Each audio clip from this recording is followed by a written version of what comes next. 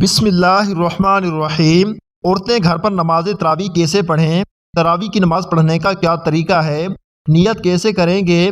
کتنی رکعت پڑھیں گی اور اس میں کیا کچھ پڑھا جائے گا؟ اس میں جو دعا پڑھی جاتی ہے وہ کون سی ہے؟ یہ تمام تر چیزیں آج کی اس ویڈیو میں انشاءاللہ عز و جل آپ کو معلوم ہو جائیں گی۔ دیکھیں، سب سے پہلے تو یہ جان لیجئے کہ نماز تراویح پڑھیں گے کب۔ دیکھیں، تراویح کی نماز جو ہے جب آپ عشاء کی نماز ادا کر لیں، یعنی عشاء کے 4 رکعت فرض، اس کے بعد پھر 2 رکعت سنت، پھر 2 رکعت نفل، یہ عشاء کی نماز آپ نے پڑھ لی۔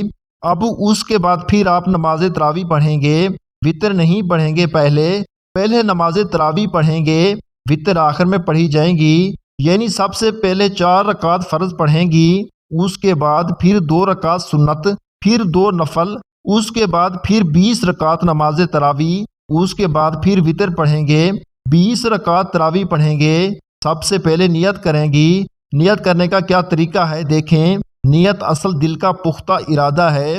اب نیت اسی طرح کریں گے کہ میں نے نیت کی 2 رکعت نماز تراویح کی واسطے اللہ تبارک و تعالیٰ کے، منہ میرا کعبہ شریف کے، یہ دل میں بھی کر سکتے ہیں اور زبان سے الفاظ ادا کر کے بھی یہ نیت کی جا سکتی ہے، یہ مستحب ہے۔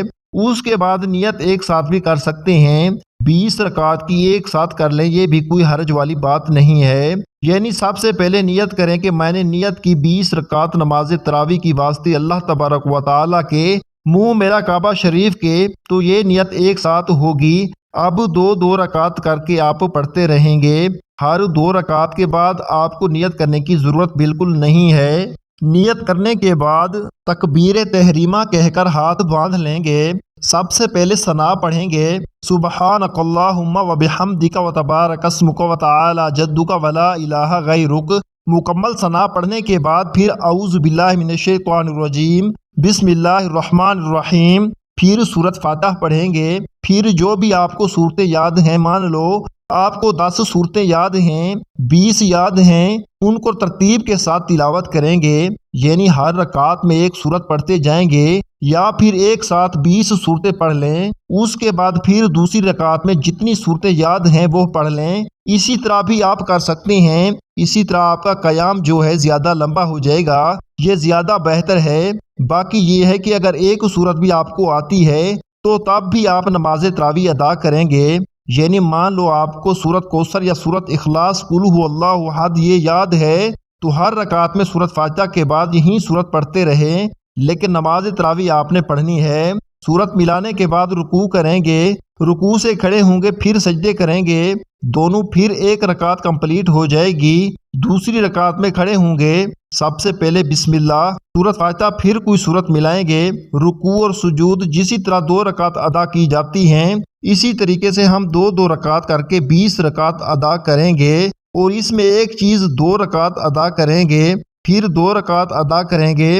ہر 4 رکعت کے بعد ہم نے اسی دعا کو پڑھنا ہے، مکمل دعا، سبحان ذی الملک والملکوت، سبحان ذی العزت والعظمت والقدرت والکبریاء والجبروت، سبحان الملک الحی الذی لا یموت، سبوح قدوس ربنا ورب الملائکۃ والروح، اللہم اجرنی من النار، یا مجیر یا مجیر یا مجیر کو پڑھنا ہے۔ اگر آپ کو آتی ہے تو، اگر یہ دعا نہیں بھی آتی، یہ کوئی ضروری نہیں ہے کہ یہی دعا پڑھنی ہے۔